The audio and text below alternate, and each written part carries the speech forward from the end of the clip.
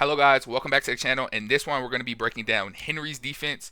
He's absolutely been dominating. So he kind of had a down year last year when it comes to his standards, but he's been back. He was the number one seed in MCS ladder. So the only loss he had was to Keep 2 9s, who he's actually going to play in the first round at a live event here in a couple of weeks.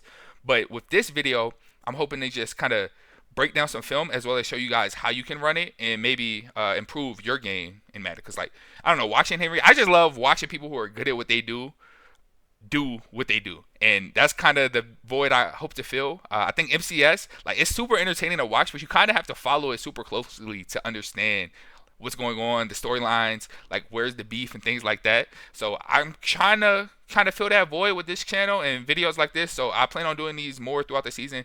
I'm a big like real life X's and O's guys, but I also love watching kind of the non-sim competitive style version of the game as well, and that's what we're watching here. So jumping into this play, this is kind of the base of nickel double mug. So Henry, he runs it a little bit differently than most people you see online. Most people online, they just run normal nickel double mug mid blitz. They're gonna walk down whoever's covering the running back, and then they're gonna just mug right in the gap. And if you're playing players who aren't good, that's a really good defense. But obviously, Kiv is a really good player. He's made a bunch of live events. He's won a bunch of belts in his time.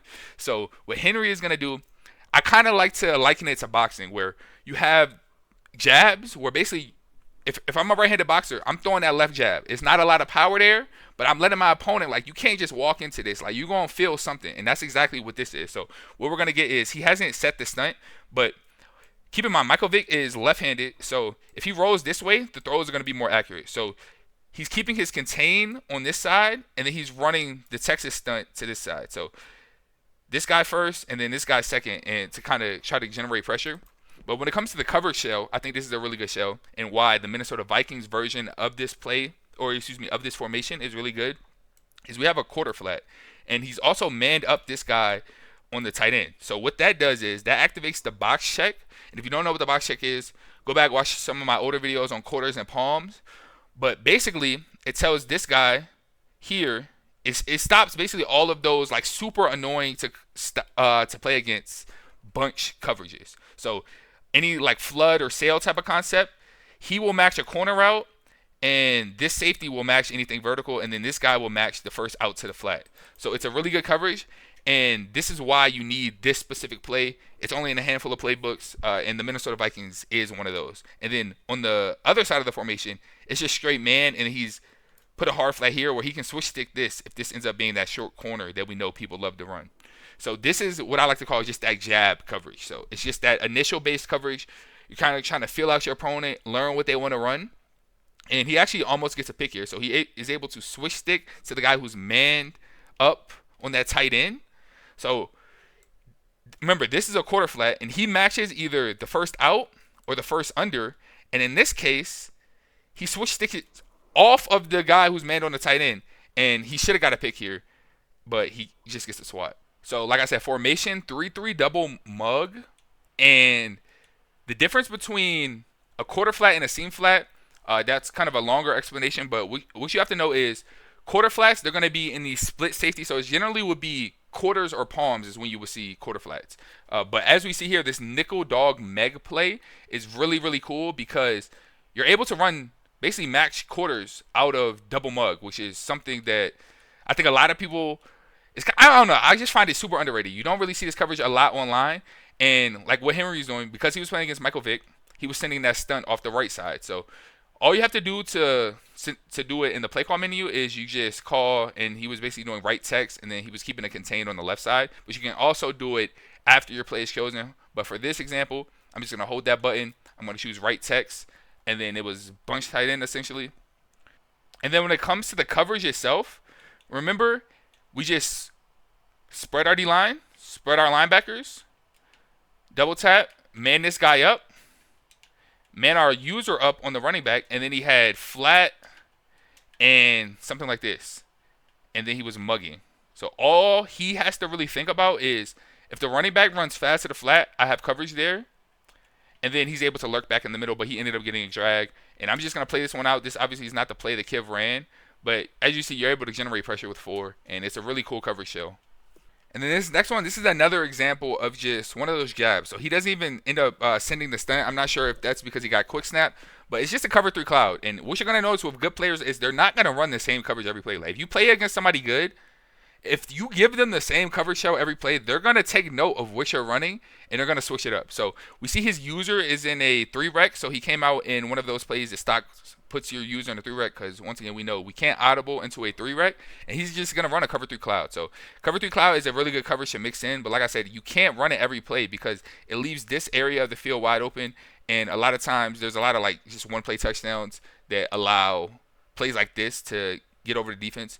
But this time it's the exact same pre-snap look. So Kiv, he has no clue if Henry is running the play he just ran or something else, but it ends up just being a cover 3 cloud. So it's basically this zone distribution, and this guy's manned up on the running back, and then Henry's gonna have to be responsible with this switch stick. Since it's on a 3-rec and it's set to 5, the 3-rec is gonna follow anything shallow and underneath from the 3 receiver side, and he's just gonna have to watch anything deeper middle. So that's what his switch stick is for. So just watch this one play out. That's exactly what he does. He knows he has the hard flat, so he switch sticks off. He's trying to bait Kiv. He's like, hey, you want to throw this? I could switch onto this. So that's exactly what we get. And then Kiv, really, really, really good route combo is we get that return route on the backside, and is basically going to throw the ball right to that area that he vacated with his user. But this is just a chess match you're going to play. Like, you're not going to ever play a great player and hold them to nothing. But it's just about not giving up the big play and jabbing your opponent. Just jabbing your opponent. I forgot to mention in the last one, but you want to put this stuff to off. I'm not sure what he has for his coaching adjustments. Generally, a lot of people, they're going conservative on all of these.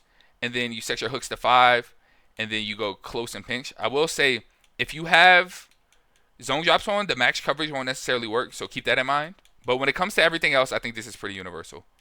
And then when it comes to the 3-recs, those play a lot differently than hook zone curls, vert hooks, and just hook curls. So 3-recs are going to either be in, basically you can think of, they're going to be that yellow zone that's in either a cover 4 palms, cover 4 quarters, or a cover 3 zone, fire zone type of look. So this buck zone blitz is a good example, as well as this nickel overload 3. So if I choose this buck zone blitz, for example, I'm going to pick that one, and then we're just going to choose any play on offense. We're going to see my user is stock in a 3-rec. So the coverage he ran, I know this is not the formation that Kiv was in, and also I'm just going to show 2 real quick. Keep that in mind. It was just a cover 3 cloud. He manned up a couple guys, but just kept in mind of the other switch sticks. So I took the 3-rec off, but just keep that in mind. Like, 3-recs are a really, really, really valuable zone, and that's why a lot of people will base their coverages out of this 3-rec zone. And then we talked about those jabs. This next play is going to be an example of kind of that counter right. So you don't follow boxing, it's kind of, you might feint that left, and you come with an uppercut, or you come with a right straight, and now you try to knock out your opponent. So that's exactly what this one is going to be. So instead of sending just 4, Henry's going to send 5, and his send 5 out of this is basically he's blitzing this linebacker. But once again, it's the same pre-snap look. So Kiv has no idea if he's sending 5, he's sending 4, he's sending 3. But this one's going to be the send 5, and he's going to take his user, he's going to hit this center, and hopefully that normally allows this guy to blitz through and come through free. And you're just going to play the rep out, and we're going to watch how, this is another thing, he pulls up his substitution menu, so that locks your user. So he's basically holding right trigger, and he's holding left stick down, and it's making it so as soon as the ball is snapped, he's going to run straight into that center. Hopefully take his attention, and then allow that linebacker that we just talked about to come in free. So watch this one. So he has that, he's waiting for Kiv to snap it, and then as we see, this guy ends up getting picked up. But what we're gonna watch is it causes like this disengage on the left side here, and this guy is gonna be able to come in free. So like I said, this is kind of that right hook, right uppercut, and it's ends up being a intentional grounding. So basically the same as a sack, if not better, really. And then for this next one, I'm just going to base it out of mid blitz. So he only sent the stun off the left side this time. So that's another switch up. So let's go left text. And then I put my shell on cover 2 as well. And then once spread.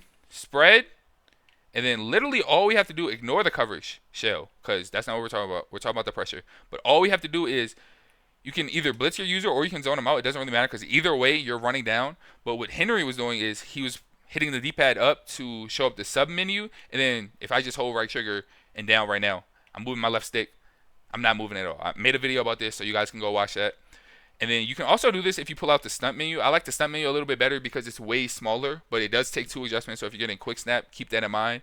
But when I do this, if I just snap this ball here, run back, you see my linebacker comes in free. But once again, this is not an every down type of thing because it leaves that middle of the field open. But in a big situation where you need pressure, this is a really good coverage call. And that's exactly what Henry does. He had basically been lulling his opponents to sleep. He kept on jabbing them. And he throws in this hit the line. And then Kiv was able to recognize it and throw it away, but it didn't matter because he didn't have anything to the flat. So he ended up getting the intentional grounding. And then this last one, I'm not going to go over to the game to actually break it down, but we're just going to watch the film and talk about it this way. So it's either a send. So far, we talked about the send 4, and I liken that to the jab. This is like just that jab. So throwing it out there, you keep on running it, and makes your opponent think a little bit. And then you got the send 5. That's like the super counter. You're going for the knockout. You're trying to get a sack. And then this one, this is going to be the send 3. So this is kind of like feigning. So this one, for example, he's going to drop this D tackle out, and then he's going to blitz this guy, and it's just going to be a send 3. So it looks exactly like the send 4 and the send 5, except he's sending 3. So let's just watch this rep here. Kiv, he still sends out all 5 of his receivers, but he's definitely not expecting this guy to drop out into coverage. And then this is just beautiful defense. There's nothing really open. Henry's covering that post by the running back, and there's just nothing here. Kiv has absolutely no shot. And then we see this one. This is actually insane. The fact he caught this is crazy. But this is just a game we play with Madden. You can play perfect defense, and sometimes you're still going to get cheated. And then this last one I want to show you guys is going to be the send 2 version of the coverage. So all we're doing, we're dropping out both of our outside linebackers / defensive ends, and then our D tackles are going to be the only 2 who are rushing. And he also just put a regular hook curl on default zone drops right here. So this is a good zone because it'll move a lot. Although this is the area it's shown to cover, it'll move a lot, and it's really good to switch stick onto to try to take away these deep stemmed up curls, which is a super common coverage, or excuse me, a super common route that people have been doing recently. So this is just a good coverage. You kind of mix it in, and once you can't run this every single play because your opponent is gonna have all day. But when you've been screaming at them all day, you throw this in there every now and then. It might help you get a stop. And as we see, this is a big 4th and 3 play call. So he sends 2 on 4th and 3. Most people are thinking like, oh, this is when he sends pressure, but no. Kiv still sends out 5 play action blocking, so he's kind of expecting to have time. And as we're gonna see is Henry actually switch sticks onto this guy who was covering this either return route or drag. I didn't see what it was at the beginning of the play. And he ends up being wide open. But you're not going to be perfect. Like, your opponent is not going to be perfect every single play. So he knows he wants this deep over. So that's what he kind of tries to switch onto. And he's able to break that one up and get a huge stop. So that's going to be it for this video. I hope you guys enjoy watching. Henry probably has a lot more of this type of content on his channel. Or excuse me, on his ebook page. So definitely go filmstudy.tips, check that out. It's on the screen. He has it as his watermark.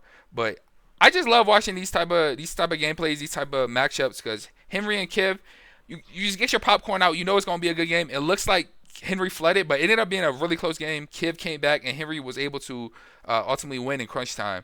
But that's gonna be it for this one. I hope you guys enjoyed, and I'm gonna catch you all in the next one.